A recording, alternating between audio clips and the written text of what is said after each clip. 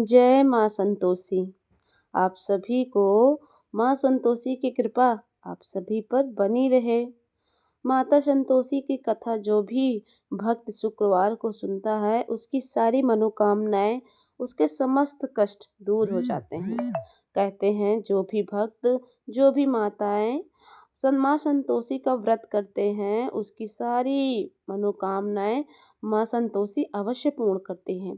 तो चलिए इसी उपलक्ष्य में सुनते हैं माँ संतोषी की एक पावन व्रत कथा। माना जाता है कि यह कथा पढ़े बिना संतोषी माता का व्रत अधूरा होता है। संतोषी माता व्रत की पौराणिक कथा के अनुसार एक बुढ़िया माई थी। उसका एक ही पुत्र था। बुढ़िया पुत्र के विवाह के बाद बहू से घर के सारे काम करवाती, परंतु उसे ठीक से खाना पीना नहीं देती थी। यह सब लड़का देखता रहता, पर माँ से कुछ नहीं कह पाता था। बहुत दिन भर घर में के सारे काम में लगी रहती थी। उपले थापती, रोटी रोटी बनाती, रसोई करती, बर्तन करती, साफ सफाई करती, कपड़े धोती और इसी से में उसका सारा समय बीत जाता था। काफी सोच विचार कर एक दिन लड़का माँ से बोला, माँ मैं परदेश जा रहा हूँ। माँ को बेटे की बात पसंद आ गई तथा उसे जाने की आज्ञा दे दी। इसके बाद वह अपनी पत्नी के पास जाकर बोला, मैं परदेश जा रहा हूँ, अपनी निशानी दे दो। बहू बोली, मेरे पास तो निशानी देने योग्य कुछ भी नहीं है। यह कहकर वह पति के चरणों में गिरकर रोने लगी। इससे पति के जूतों पर गोबर से सने हाथों की में छाप बन गई। कुछ पुत्र के जाने के बाद सास के और भी अत्याचार बढ़ते गए। एक दिन बहुत दुखी हो मंदिर चली गई। वहां उसने देखा कि बहुत सी स्त्रियां पूजा पाठ कर रही थी। उसने उन स्त्रियों से व्रत के बारे में जानकारी ली तो वो बोली कि हम माता संतोषी का व्रत कर रही हैं।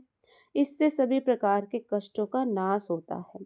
स्त्रियों ने बताया कि शुक्रवार के दिन नहा धोकर एक लोटे में शुद्ध जल ले ले और गुड़ चने का प्रसाद ले लेना और सच्चे मन से माँ का पूजन करना चाहिए और खटाई या खट्टा कोई भी चीज भूलकर भी मत खाना और ना ही किसी को देना। एक वक्त भोजन करना। व्रत विधान सुनकर वह भी अपने प्रति शुक्रवार को संयम से व्रत करने लगी। माता की कृपा से कुछ दिनों के बाद पति का पत्र आया और कुछ दिनों के बाद पैसे भी आ गए। उसने प्रसन्न मन से फिर व्रत किया। मंदिर में जा अन्य स्त्रियों से बोली, संतोषी माता की कृपा से हमें पति का पत्र और रुपया आया है। अन्य सभी स्त्रियां भी श्रद्धा से व्रत करने लगी। बहू ने कहा कि हे माँ, जब मेरा पति घर आ जाएगा तो मैं तुम्हारे व्रत का उद्यापन करूंगी।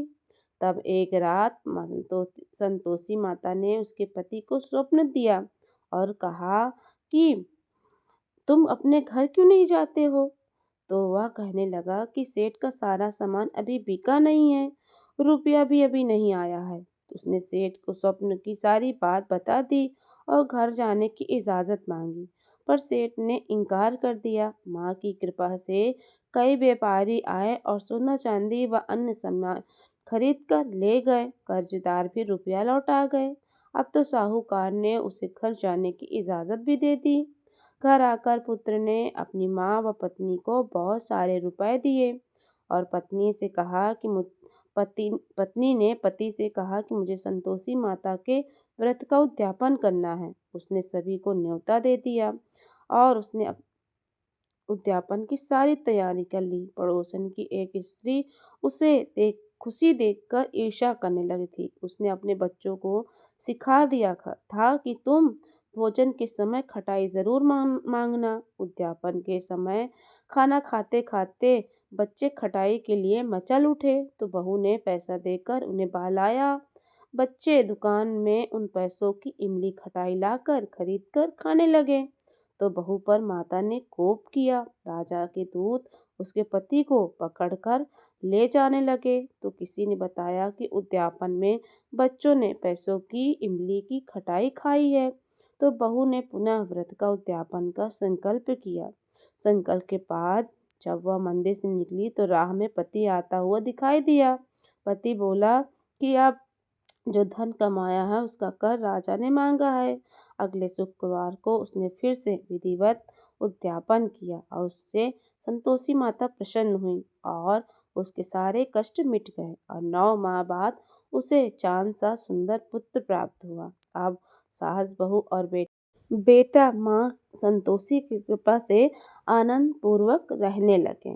तो ये थी माता संतोषी की व्रत की कथा। ये कथा हे माँ जो भी सुने उसके समस्त कष्टों को दूर करे, जो सुनाए और जो हुंकारा भरे उसकी सारी मनोकामनाओं को पूर्ण करे। जय माँ संतोषी।